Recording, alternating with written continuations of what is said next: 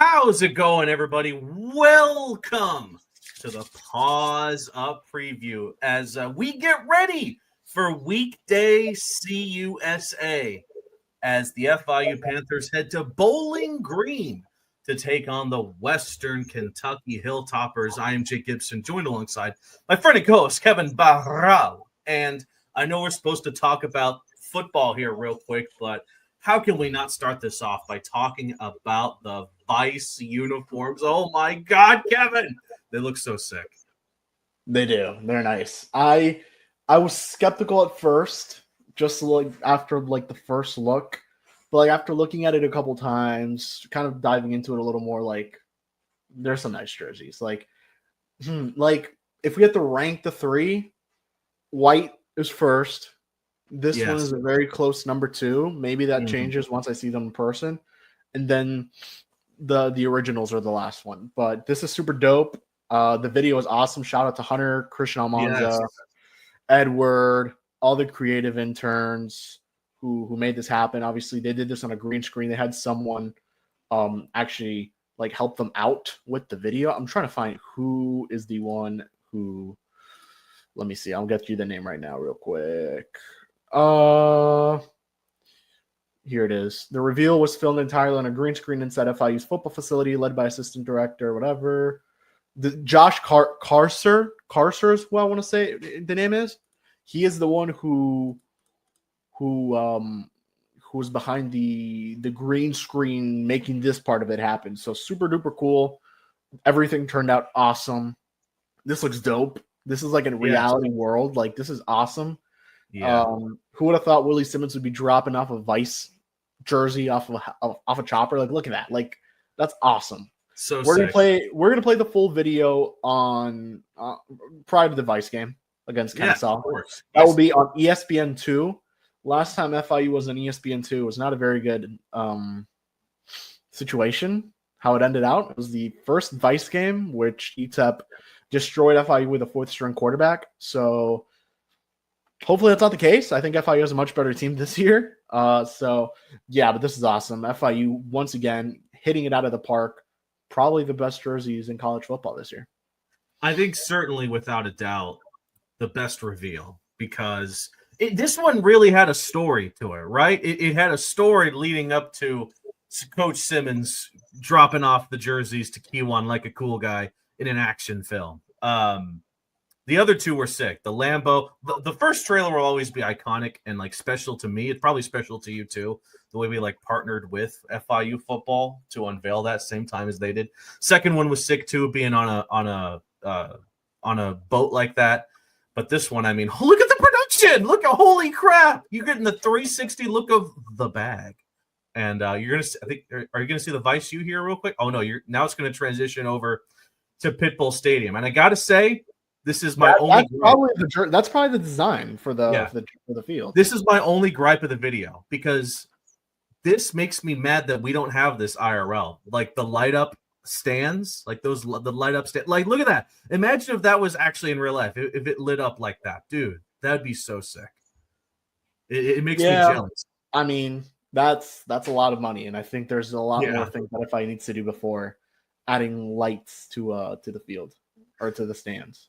The Florida Panthers did that not that long ago. They added lights to like all the. Well, they have a lot more money than FIU, my boy. I digress. It's an awesome trailer. The unis are awesome. I will agree with you. The all whites are still my favorite because how can you beat an all white look like that? I mean, good lord. But yes, that was amazing. It's just nice to start this video. It's just nice to start this preview off positively because now we're going to get into some really negative crap here. I was just about to say, we're going to talk about some really bad stuff. Yeah. Now we have to talk a bit about FIU's loss to UConn. And I accidentally put loss and not evisceration or, if you will, to the UConn Huskies. But Kevin, where do you even want to start with this game? No matter what aspect of FIU, offense, defense, special teams, you name it, they just looked bad. There's not a single positive takeaway from this game, in my opinion. Or at least I can't find one. Maybe you can enlighten me. Yeah. It was not a fun game. There's no other way to say it. FIU came out slow, played poorly. A lot of things went wrong for this FIU team. So it's just not good football. Not good football. 5 turnovers. Willie was very clear about it. Like, yes, 5 turnovers, 2 of them on Kiwan, but 11 players are on the field at all times, and it's not good. Yeah. So it's not good football. Don't think we need to talk about it too much. This was by far the worst loss of the Willie Simmons era, and hopefully it remains like that because we're going to put the EA predictor soon here, but oh my God. it does not look fun. Oh my God, that was bad. It does not look fun. So, yeah, man, look, Weekdays USA, if I use a shot to redeem themselves, get on the road, snap their 10-game road losing streak, which I would have to say is probably the longest in FBS. Maybe Kent State is a little longer than that, but yeah, FIU's not won a road game since 2023. So they're trying to snap that, and clearly it did not show that they had the ability to do that against UConn. This isn't really a bye week. It's more of a 1 week towards the game type of thing. But yeah, man, looking forward to the opportunity at hand. I think Willie said that. Coleman said that too. So did Keegan, who we spoke to today. And, we talk about reassessing the quarterback position because that's definitely a conversation we're going to have, and we may as well just go into it because I don't want to talk about UConn anymore. Willie was clear about it. Keewan's his guy. He's the starting quarterback for this football team moving forward. It will take the same egregious errors that he's made. It would take a little bit more, I think is more or less the best way to say it, I guess, if I'm maybe saying it wrong. Like, it'll take a little bit more of, like, this is actually on Keewan for them to make the change and to have that discussion. There's no quarterback competition. There's no battle. It's Keewan's job, and he will roll out with the first team offense on Tuesday against Western Kentucky. But he's not Patrick Mahomes. No, that was I was listening back, and it was such a weird not analogy, but like such a weird way to go into it, right? Like, clearly no quarterback in Conference USA is going to win you a game. Maybe McIver, but like, it's tough to see. Like, there's really only a limited amount of quarterbacks that are going to genuinely win you a game in college football. Like, I don't know. Maybe the Oregon quarterback, I would say Drew Allen, but he hasn't looked very good. Like John Mateer from Oklahoma. Like, that's it. Like, there's not a lot of them. Like, it was like an obvious statement. Clearly in Conference USA, things are different. Things are different in the group of 5. Like, there's quarterbacks who are clearly going to drive down the field and win the game. But Keewan is one of those guys who will not win you a game. He will keep you in the game if he does the right things. He will win the game if he doesn't mess up. And he clearly messed up. But Willie also noted, Keewan got off to a pretty nice start in that UConn game. Like, he was dotting it. It was like 11 of 12 in passing yards or completions, like something like that. And he's right. Like, it was very close. So I'm curious to see what that looks like against a Western Kentucky team that we'll talk about it more. And Moff kind of spoke about it as well. Like, they're good against the pass, but they're not great against the run. So what will that game plan look like? Are we going to see an FAU Bethune type game plan where FIU kind of grounded and pounded the ball, which included Keewan going for rushing touchdowns? Or will they try to air it out a little bit and make some explosive plays? I think FIU leads is like top 20 or top 10 in the country in explosive plays, which I didn't know that until actually I was listening to Western Kentucky's press conference. So, I'm curious to see what the adjustments look like. But clearly, Keewan has not looked good. I think he's aware of that. FIU's aware of that. Everyone's aware of that. But it's not all on him. And I think that's the one thing. And we were pretty heated after last game. So, like, now taking time to look back and kind of give it a different opinion is nice. And give a different assessment of it is pretty good, too. But is my stance on FIU's roster compared to Delaware's going to change? No, it's not. Of course it's not. These Delaware people are going to now clip that, man. They did lose to Western. So that was pretty good for us, I guess. It was a hate watch for you. It wasn't necessarily a hate watch for me. I've moved on, except for that one thing I haven't moved on from. Well, I won't lie to you. I didn't watch a single snap of that game. But once I saw the final score, I was a little bit happy. But we've moved on, and Delaware's a very good team. I think they go up against, I want to say Middle next, so that should be a win. Oh, you think they go up against Middle? Wrong! They take on Jacksonville. Oh, they're playing next week. Cam Cook University. But we'll get to that later. Well, we'll get to that later. We'll get to that later. Aside from that, I mean, geez. Are you frustrated with the play calling, what Jenkins is being given as far as his passes over 20 yards? It feels like when Pizanski has come into the game at times, the playbook immediately shifts, and he's able to sometimes air it out a little more, and sometimes it's kind of bitten Pizanski because of the interceptions here and there. But just as far as the play calling all around, are you getting a little frustrated by it at this point? Because I feel like there's still so much more potential with Jenkins that we haven't seen yet. Yeah, I think you said it. Play calling, not that it's been bad. It's just been a little bit conservative. And I think Willie kind of noted that too. Like there's a lot of things and looks that they're trying to kind of throw out there that really just haven't worked, I think is the best way to say it. Yeah. And, it ends up in those shovel passes for a couple of yards and they're behind. So I think that's what it is. I think they need to air it out a little bit more. They need to challenge Western Kentucky. They need to do that. And Moff said it in the preview. Like they need to come out swinging. And if they do that, they're going to have a good chance to win. To win. Yeah, definitely. Rushing wise, Keyshawn Owens is still the man there, but are you having doubts about some of the other backs and how they can really contribute to this run game? I think Devontae Lyons is a very skilled running back. Don't get me wrong, but he's struggled recently to just keep the ball from fumbling out of his hands. What are your thoughts on Carey and Lyons and the way they're contributing here? Carey, I thought had a pretty good game, actually. I thought it was pretty good. He got the chains moving. He had the biggest rush of the day. I think it was like 40-something yard run. Like he set up the field goal in that drive for FIU. He looked good. 29. Lyons has been whatever. Like, he's going to be crucial in this upcoming game for sure. It's just a matter of how crucial will he be, how much they'll use him. Yeah. They didn't use him a lot after the fumble. So I'm not too worried about the run game. I think look, we'll talk about it because we have to. Like the run game is going to be huge against Western Kentucky. Like Western Kentucky is the second worst rush defense in Conference USA. So if FIU wants a shot to win, it needs to be off the run.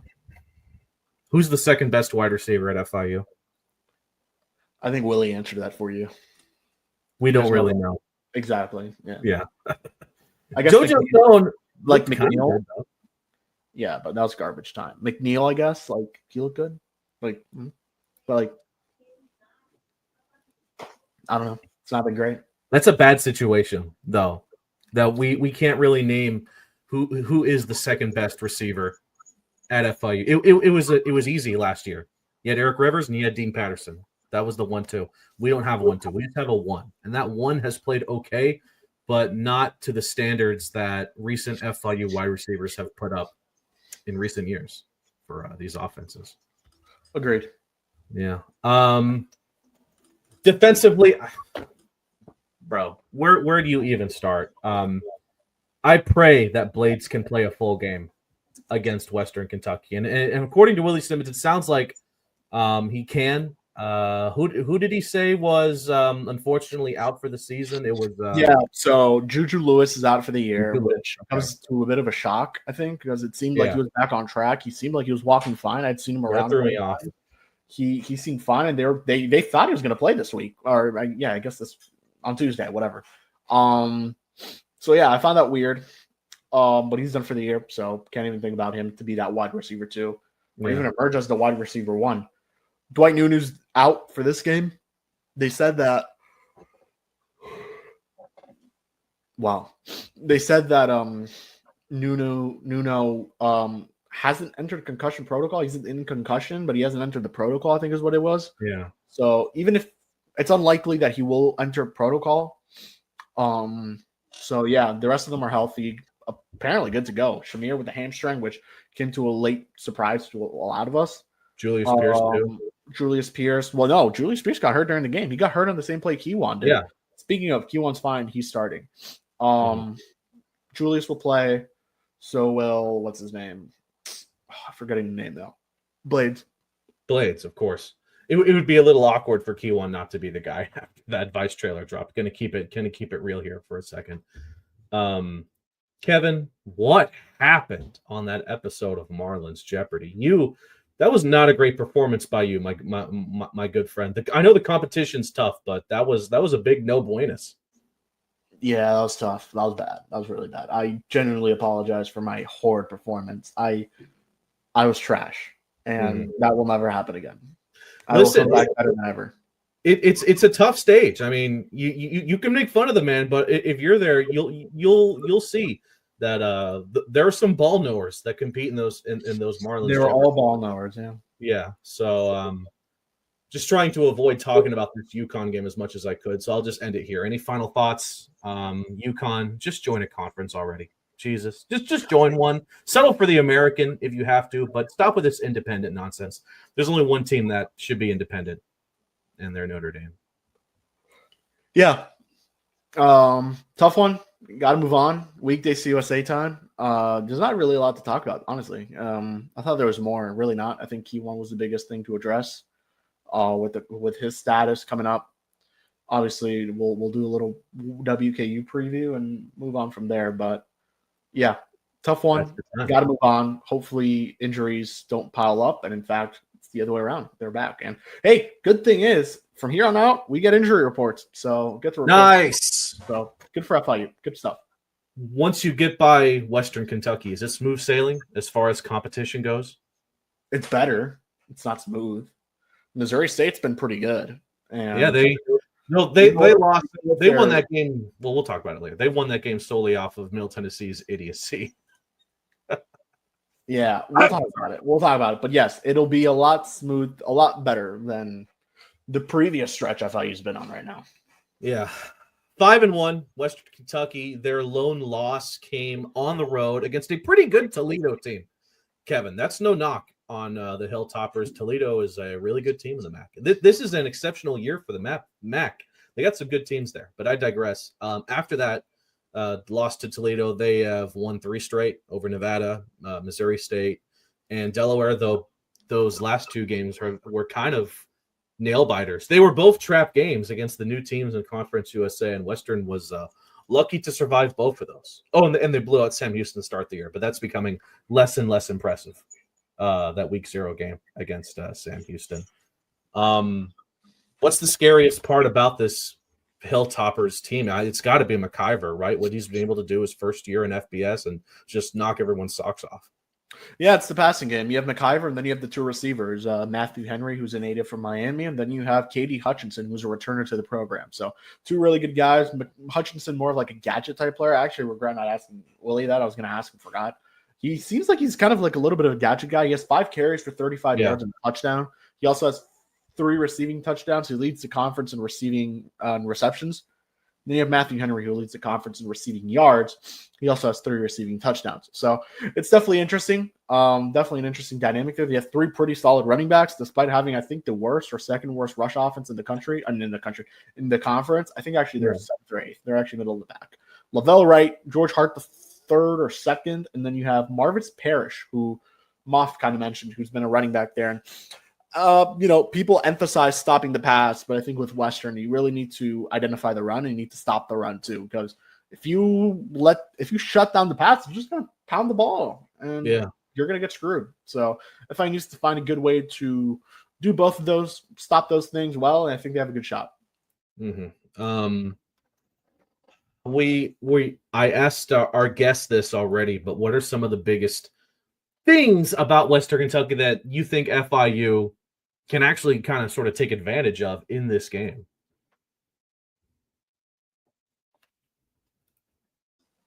Yeah, I think FIU needs to stop McIver. It's that simple. They need to pressure McIver, make sure that they just stop him. They force bad passes. They force him to move out of the pocket.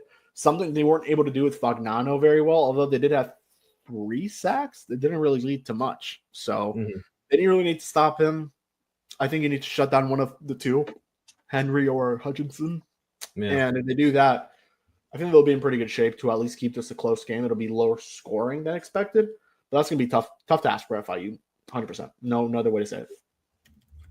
What were you doing way back over yonder on the lovely month of October 2018? I was in high school. No, I was in middle school. I was in 8th grade. Jesus, now you're making me feel old. That was my freshman year of college at FIU, which also happened to be the last time FIU beat Western Kentucky in a game of football, 38. It was at Bowling Green too. Yeah, at But the Bowling last Green. time they played Western Kentucky at Bowling Green, they lost 73-0. What were you doing then? What was that, 2021? 2022. That was 2022. That was actually a couple months before the Pause Up podcast kicked off. So That was right before, that was 8th grade year. No, senior year of high school. okay. I was just suffering through Yeah, it. you're around. You're around at that point. I was around. I was covering it for Panther Now. How did you graduate it already? No, I read. Well, actually, yes, you're correct. I take that back. It must have been the year prior in 2021. That was my last. Yeah, the one before that was at home, but I was still watching because gotta love them. And after the third quarter, I stopped getting extremely angry, and it just started to get funny. Like I started to laugh at how bad that game was going around midway through the third quarter. I guess what I'm trying to get that through all of this is there are a lot of veterans on this FIU team that played at that game. Keegan Davis was one of them. We talked to him during media availability. I feel like there's going to be a lot of those veterans that are going to want to beat Western Kentucky more than anybody else to sort of take revenge on what they did to this FIU program all those years ago. Yeah, exactly. Keegan seemed pretty like He was locked in. Yeah, he was pretty locked in. Didn't seem to really like have that in mind. But yeah, there's players from that team that are still here now. I think Blades, Keegan, Julius Pierce was one of them. Not maybe, he was there. Demetrius Hill was there. Trying to think. KJ Owens was probably there at that point already. Yeah, there's guys. There's guys who were there. So gotta see what happens. Tough place to play in too. It's not an easy spot to go. To play in. It's tough. So probably one of the most underrated environments in the group of six. They take their football seriously. Obviously, you have Big Red and you have the uniforms. They're doing I'm sure you saw Big Red's doing that on the helmet. Those are the jerseys that they're gonna wear too, and the helmet. Gonna call him the Cam Ward just to piss him off, but yeah, that's what it is though. That's what it is. They say they invented it, and you know what? In the trailer, they even posted a clip of Cam Ward himself saying that it originated from Western Kentucky. So I need to watch that back then. Yeah. So, alrighty, let's go to Moff. Yeah, let's go to Moff. It's time to talk. It's time to see how he's feeling, all high and mighty over there in Bowling Green. It's Moff from Topper Talk. I'm obviously a member of the CUSA podcast roundtable, and obviously very knowledgeable about the Hilltoppers. So let's hear from him. Hear his thoughts on the matchup and what FIU could potentially expose. So without further ado, let's take a listen.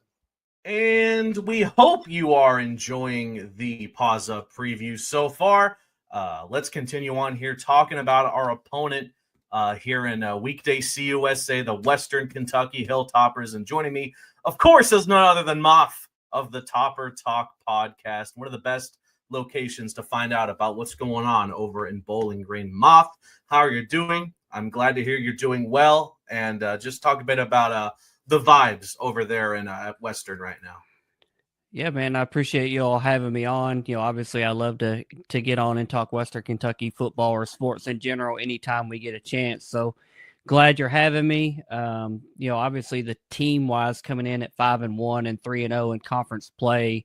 It's nice to be getting some wins, some really tough wins here recently. I don't think many fans are complaining about winning, but we've been winning some tough games. We haven't been winning in the manner that we're used to winning games, blowing people out, high octane offense.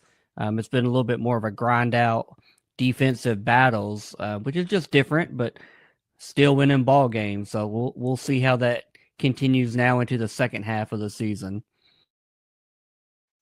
It feels a little redundant to ask this, but with a 5-1 record, first place in Conference USA, it's not just CUSA title game or bust, but yeah, not only do you intend on winning it, you want to get into a really good bowl game, maybe even make a case for the CFP if that's a possibility, maybe not, but just what are the general expectations for how Western Kentucky fans want the rest of the season to continue?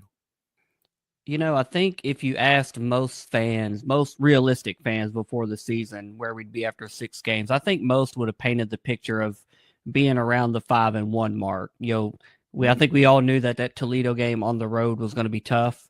It turned out to not be tough. They kind of blew us out and took us to the woodshed. And then the game since then, you would have thought we would have, put that usual air raid offense to use a little bit more. But we've been winning games, with defensive battles, leaning on the run game a little bit more, needing to get defensive stops late in games to win these tough ball games, which is it's nice to be able to do. It's just different than our expectations.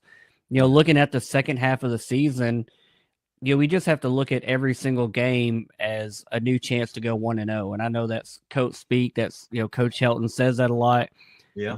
But last year, we really kind of backslid and backpedaled into the conference championship game against Jacksonville.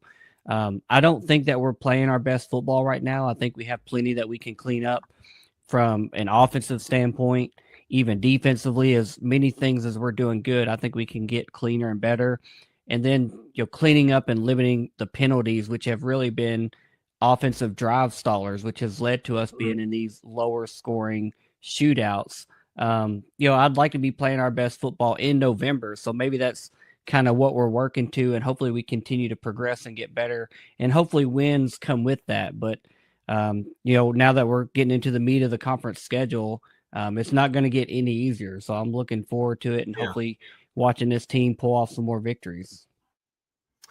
Let's start talking about the offense for Western Kentucky, starting off, of course, with what I believe to be the heart and soul of this squad, being Maverick McIver, and what he has been able to do so far with the Hilltoppers. You pick him up from Abilene Christian, and he's ready to go. He's launched into one of the best quarterbacks, not just in Conference USA, but G5 or G6, if you will. Talk about how talented this kid is and what part really he has in one of the most well-functioning offenses there are in a group of six football. He comes over, and it's amazing that we do it year after year. We find these quarterbacks, we plug them and play, and they just hit the ground running. But Maverick's no exception to that. Bringing him over with his offensive coordinator obviously is a little bit of a head start. But really, it all starts with his preparation, how he prepares his body, how he prepares mentally, how he prepares with film, the rapport that he has with his wide receivers. He's just a really good leader. His team likes playing for him. He's not out there making a bunch of mistakes. He's only thrown 2 interceptions so far this season. So he's keeping us in position to win, even though we're not asking him to throw for 300 and 400 yards like we have quarterbacks of our past. There have been a couple games where he didn't throw a touchdown. There's been a couple games where he only threw 1 touchdown, but still getting 200 and 300 yards, being efficient, being effective, taking what the defense is giving him. So that's really what it's been about, is limiting mistakes, taking what the defense gives you, and finding ways to win ball games.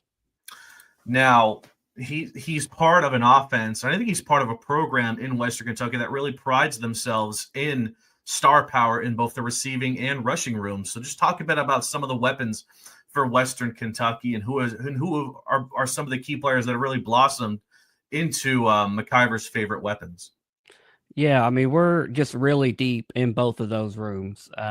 He has a bevy of weapons to choose from, and it starts in the wide receiver room with Matthew Henry, number 0. He's been the leading wide receiver for us all year in terms of yards, but we have several other guys that can step up and make plays. Katie Hutchison is a known name, an entity that's been around for a few years now. Musa Berry's been around for a few years now. Jairus Mack has transferred in and has been contributing. He was out last game. Hopefully he's back for FIU. Haven't seen an availability report update. It'll probably be that hour before kickoff before we know. And then a big tight end and Noah Myers that's contributed. It's not uncommon to see him distribute the ball to 9 and 10 pass catchers, and several of those include the running backs. We have multiple running backs that can hurt you, not only running the ball but catching the ball in the backfield, and that starts with a true freshman in Marvis Parrish, who kind of got the surprise start from day one, was the first running back on the field, but he's proven he belongs out there. And then we've got a couple power guys behind him in George Hart that's here for his second season, and then Lavelle Wright that we added from Austin Peay and previously played at UK. That those 3 all have their own identities and what they bring to the ball game and what they can do. but they've all been effective and they've all added to the success on the field. Mm-hmm. I actually want to backtrack a little bit and talk a bit about Tyson Helton. Willie Simmons actually spoke about how he's the longest tenured coach in Conference USA. And what does it say for a program to have a head coach that's not only this successful, but has stayed with the program for this long? In Group of Six, that's not that common anymore to have these coaches stay this long. So talk a bit about Helton, what he's done here, and what it means to have a consistency in the head coaching position. Yeah, Helton, like you said, in his 7th season, you almost don't see that anymore. You see guys that are at their programs for 3 or 4 years, and they either, underperform and they get fired, or they overperform and they get snatched away. Tyson Helton has kind of been in that middle ground almost the whole time. Guaranteed we're getting 7, 8 wins. We've hit 9 wins a couple times. We made a Conference USA championship game appearance in 2021. Made another appearance last year in 24. It's great to have Tyson Helton. You know what you're getting. You're getting somebody that's going to attract a fun offense, going to have a good skill position, a lot of good players, and just put a lot of points on the board in general. But what we haven't seen from Tyson Helton, and kind of the catch-22 of that, is he hasn't gotten over the hump and won that conference championship game. And I think that's kind of the double-edged sword to why he's been here so long. If he wins one of those conference championships, his name isn't just dangled out there on the coaching carousel. It's already started this year. I've seen his name dangled on a couple of the available jobs. Really? Will he get hired? I don't know, but he wins enough games to be considered, but he hasn't gotten over the hump with that Conference USA championship that makes him okay, we need to go get this guy now, because not only is he winning, he's getting it done and winning that conference championship and then winning bowl games as well. So love having him. I think he's a great person. I think he's a great leader and a great coach. But a lot of fans are ready for him to just take that one more small step and get over that hump and win that conference championship. Sounds good. And it certainly seems like he has the offense to do it. I really can't find many weaknesses with this Western Kentucky offense that FIU's defense could expose. Maybe you can help me with that. I mean, this is a team that averages 33 points per game. That's best in the Conference of Opportunity. What is the one spot on this offense do you think that FIU could actually take advantage of? At times our offensive line has been a little spotty, whether it's in pass protection or opening up running lanes. I think the biggest thing that a defense can do to us, and we've seen it in a few games, is try to make us one-dimensional. We saw it against Toledo. We saw it against Nevada. We saw it against Missouri State and Delaware. They're dropping more defensive backs, playing with, cover 2 safeties, almost daring you to throw the ball. Throw the ball when we've got, 6, 7, 8 defenders out here, or you're going to have to lean on your run game. And we've kind of had to pivot and be like, okay, you're daring us to run the ball. We're going to run the ball. We have to be able to do that to win these ball games, get those tough yards when the numbers favor us running the ball. So that would be, I think, my biggest opportunity for a defense looking at, how you need to expose us is make us one-dimensional, make us lean into something that we're not typically comfortable doing, and that's running the ball. We want to drop back and throw the ball. I'm wearing the Big Red by 90. He wants to score 90. You got to score 90 to win by 90, right? So harder to do that running the ball, and we're not typically known for that. But we've shown over the past few games that we can do it when we absolutely have to. I would say we're not as efficient running the ball as we would be, with a high-octane passing offense. Now, moving on to the other side of the ball here and talking a bit about Western Kentucky's defense, I feel like they've done good on paper so far this season, but it feels like there's a lot that could be desired with this Western Kentucky squad. I mean, what are some of the biggest problems you've noticed with them? They give up a lot of rushing yards per game, 195.8 so far. That's only 1 yard less than the worst team in Conference USA at that category, being the Liberty Flames. But what really stands out both positively and negatively about the Western defense? So, the run defense has definitely been the Achilles heel, and that's been a running theme for 2-3 years now. It's been, we've been a top 10, 15, 20 pass defense in the nation for several years now. But then you look at our running defense, we're number 109 in the nation. I think last year we were around 120. So that's definitely an opportunity. At times, it's just simple technique. It's just taking proper angles. It's just wrapping people up, not trying to make arm tackles, actually, swarming to the ball. Run D is an opportunity. It's an Achilles heel, that's for sure. It's an opportunity that if you can run the ball well, if you have a mobile quarterback, you can exploit it. We've been really good at what I would call a bend don't break defense. Teams can move the ball between the 20s, between the 30s, whatever you want to call it.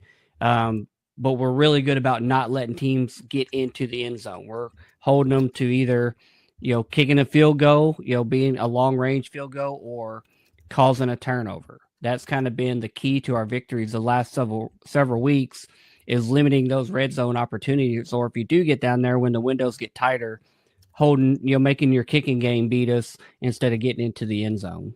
Mm-hmm.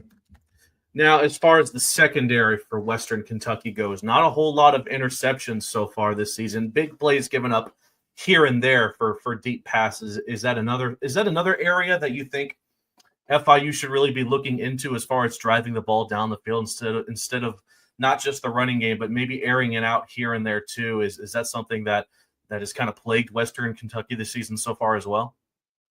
There's been big plays here and there. Like you said, the passing defense, I think when I looked at their national ranking, I think they're still top 50 or kind of fringe top 50, not where they had been the last couple of years. Mm-hmm. But I really think most of the teams we've played this year have leaned on the run more so than the pass. So it's kind of just been a scheme thing. I don't feel like we've had a lot of teams throwing the ball on us a ton. They know our run defense is suspect. They're trying to run it down our throat. Some mobile quarterbacks that have really been tough on us. The back end of our defense, in my opinion, is our strength. We have a couple good safeties. Al-Mahi Ali is just everywhere on the field. Mm-hmm. Kent Robinson, DeMarco Williams, Nazir Ward, Jalen Wester. We got some guys on the back end that can make plays. They just they need the opportunity to make the plays, and it's just maybe we're not getting thrown on as much as those opportunities aren't presenting themselves. So go ahead. I guess you could try to lean on exploiting that, but when I see quarterback numbers with the inverse touchdown to interception ratio, I don't know that I would recommend it. All right, so we've talked a bit about the offense and the defense, and again, a very well-rounded team for Western Kentucky, and they're favored by a pretty decent margin for at home being weekday CUSA. Well, I'll ask you this. I know that or at least you think that Western Kentucky is going to win this game. So I'll ask you, if FIU were to walk in the Bowling Green and knock off the Hilltoppers, what do they need to hone in on more than anything? And what does Western Kentucky need to avoid doing to keep the Panthers in this game? We've been very susceptible to slow offensive starts for the entire season so far. The biggest thing that FIU could do to come in and pull off an upset, if you want to call it that, obviously by the betting spread, would be to, one, FIU needs to start fast because we have started slow every single game, and then force turnovers and score points off those turnovers. If our offense is on the sideline, we can't score and beat you. So I think jumping on us fast, getting that momentum, getting that energy and that swag, kind of sucking it out of the stadium and putting it on your sideline, and then capitalizing off turnovers. I think those two things would go a long way towards FIU pulling an upset. Weekday CUSA, yay or nay? I see both sides of the coin. I know, the attendance side of it and the fan perspective is, it's harder to come out on a weekday. A lot of people have work the next day. Students have school the next day. If you have young kids, you've got to get them to bed, etc. But I'm going to be there, and it's, for the conference wise, the television exposure, being on, CBS Sports or ESPN2 or ESPNU, just makes it worth it, just for our brands, each of us, to be out there sometimes as the only football game being played that night. So it's a little non-traditional, it's a little Maction, but I like it. I mean, if it weren't for us, we don't have 49 straight days of football from now till Thanksgiving. This would just, Right. there'd be Thursday night football, but, we wouldn't have a Tuesday night game or a Wednesday night game. So Yeah. I'm for it. I'm going to, if I can be there, I'm going to attend the games. If they're weekdays or if they're Saturday, if they play it Sunday right after church, I'm going to attend the game because I'm here to support the top. So I'm for it. I think it's outside the box, and media wise, it just makes sense for our conference. Alrighty, Moff. Again, you've been awesome. You're an awesome member of the roundtable. Talk a bit about where and when the FIU faithful can find you, as well as Topper Talk, to see how the Hilltoppers themselves are planning for this midweek game against FIU. Yeah, so definitely follow us on pretty much any social media platform. I always recommend Twitter. That's kind of our main platform where we're updating and sharing episodes and information. That's at Topper_talk is where you can find us. Our YouTube channel is at Topper Talk Podcast. We drop weekly episodes, usually twice a week. We usually have a preview episode of the game and then a recap episode a day or two after the game.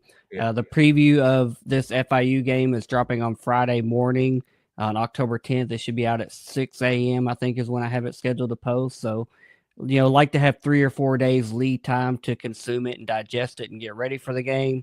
And then we'll do a recap, the day or two after the ball game next Wednesday or Thursday. And then we're also on, every podcast platform audio wise. If you're not a video watcher, if you're just an audio guy, Apple, Spotify, iHeart, just any of the major platforms you can find us. Obviously we'd be glad to have you and let you hear our perspective of what this game looks like and how we think it's going to play out. All right, Moff. Once again, thank you so much, my friend. So let's continue on here in the Paws Up preview as Kevin and I take a look at what has happened this past week in Conference USA. Look ahead, make some CUSA predictions, and last but not least, make some game picks.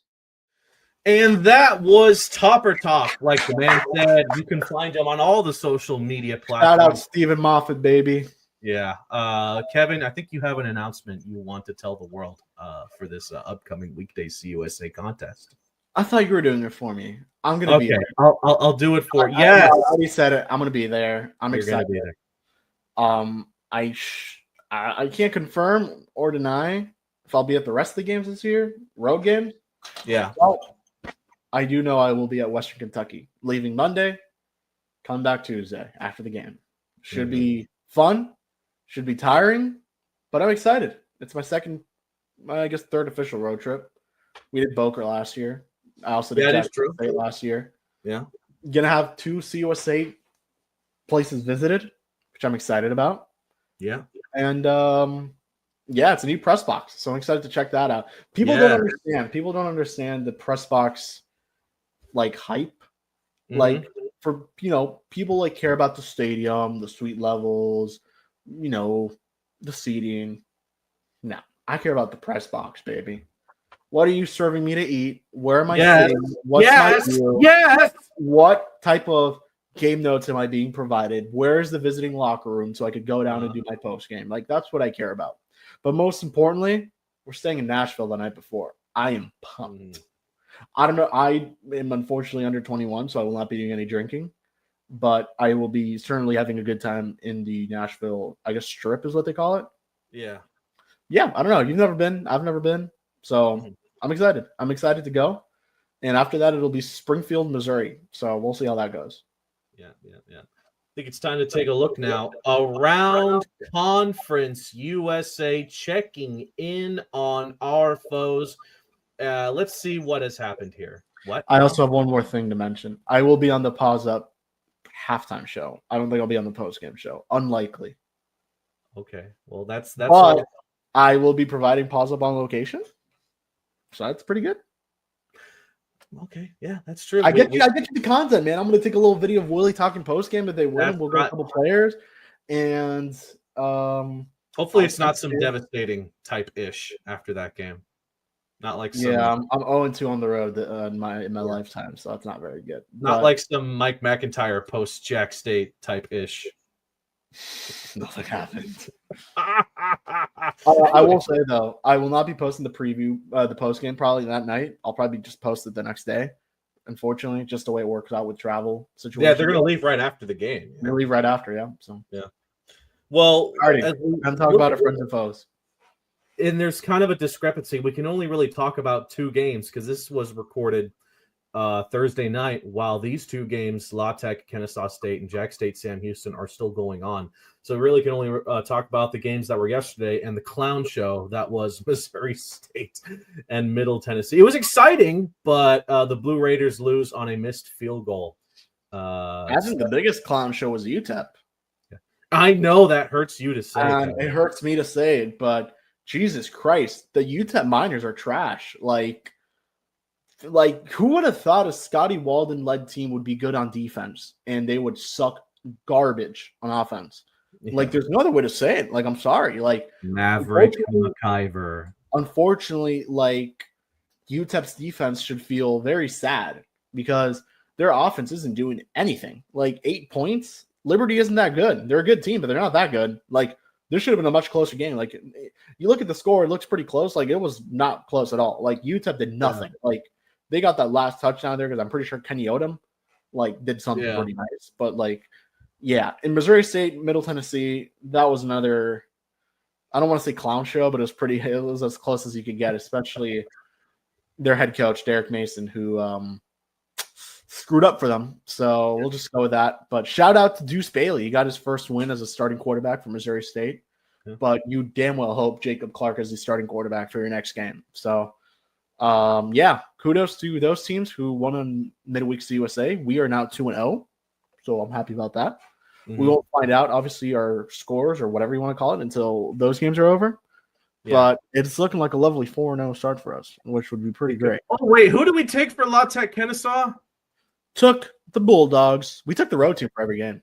Yeah, that's right. We went all road teams. That's good. And especially after that CUSA roundtable preview, finding out Kennesaw State has a quarterback disaster class going on. Yeah, I feel good about yeah, Kennesaw. I don't know who ended up starting that game. I'm gonna check. Let me double check. Yeah, it's worth I'll go follow Mr. Kindlet, who does a great job.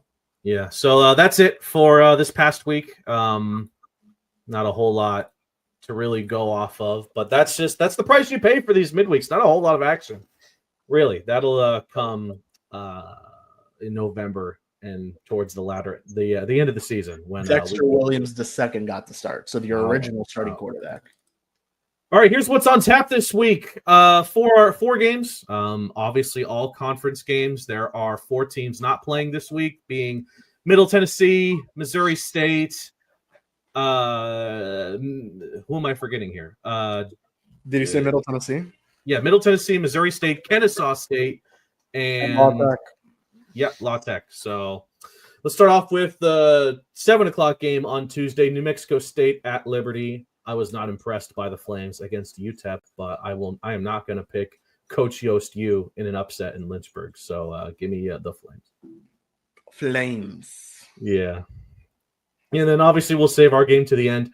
On Wednesday, I feel like it's a little counterintuitive to have both CUSA games start at the same time like this, but 7 o'clock. I'm really disappointed, by the way. I wish there was a Monday game so I could sit in my hotel and watch the Monday game, but I guess this will have to do. Weird flex, but okay. No, you got to understand. You got to understand that as a underage man out in Nashville, the bar life is non-existent. So I will be back in my hotel after I have a nice dinner. But anyways, we move on. I go with UTEP. Sam Houston's really bad. They are really bad. But you know what? Listen, if Scotty Walden doesn't win this game against Sam Houston, heads will fly. There were already some people calling for his name, Kevin. Shout out Adrian Broadus. Amazing job. I was listening to their show after the game, or the day after the game, because they posted on their podcast feed. Holy crap, the UTEP fans are mad. They're mad. They're down bad. They think Scotty Walden should never call another offensive play in his life. They think Malachi Nelson should just start working at Publix real soon. Like, they are mad. I don't think they have Publixes in El Paso, but I'll go work at a Buc-ee's or something, bro. Oh, I've never been to a Buc-ee's. I do want to go check. Very nice. I've been there a couple times. Yeah, I'm taking UTEP too. last but not least, this could be a great game. Delaware, Jack State, 7 o'clock. Basically, it boils down to, can Delaware stop Cam Cook from running all over him? I say so. Give me Delaware. I don't think Jack State's very good. They're not, and that's the problem. Because I know this is going to be another hate watch for you, but It's not a hate watch. That's okay. Yeah, okay, Buster. I got you. I'm taking Delaware too, but I feel less confident about it than you probably do. I'm going to say it's going to be really, really close. Maybe not missed field goal to end the game close, like Middle Tennessee and Missouri State. That was so hilarious. But yeah. Well, it's not even that game. Didn't Delaware miss a field goal to win? Yeah, they also missed a field goal. What's going on with Conference USA kickers, man? I know. I'm taking Delaware, but it's going to be closer than the experts think because Delaware's probably going to be a road favorite, which is nutty. No, they may be underdogs. We'll see. But if Jack State beats Sam Houston comfortably, yeah, we'll wait and see here. All right, let's watch some disaster right now. The most important question asked here: who will win? Are you ready to see a disaster class of an EA? Just play, man. Just play. Oh no!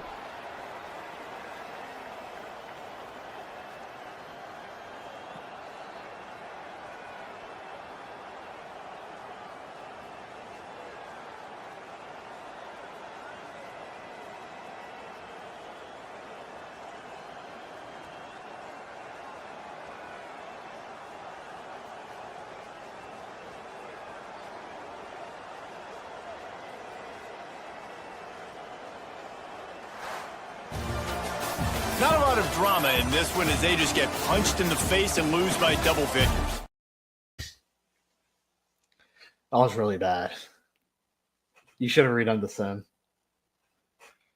Tavares Dawson passing reception though. That's a touchdown for Dawson. That's kind of nice though. Oh yeah. Oh my. All right. Put me on the full screen. Let's get this over with.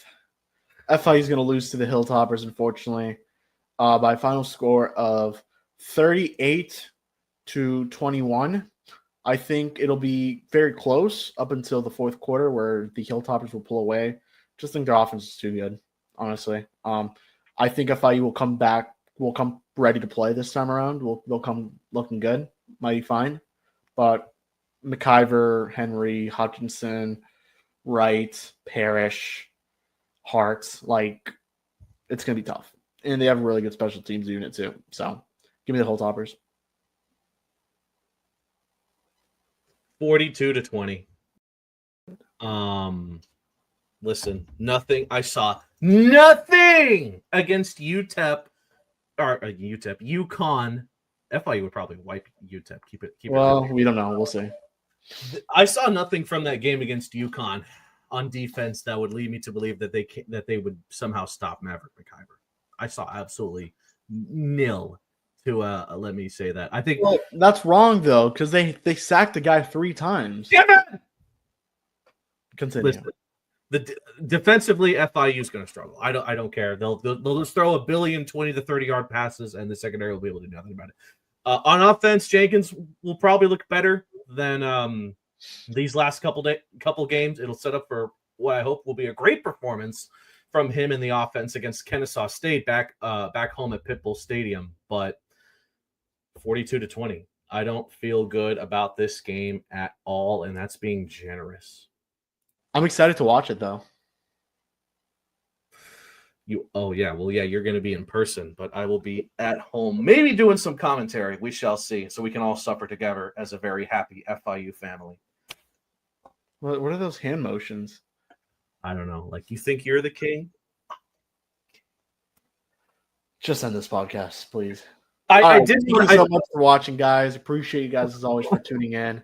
From Jake and myself, we'll see go buy the jerseys for the Paws Up halftime show live from Western Kentucky. And as always, Paws Up, baby.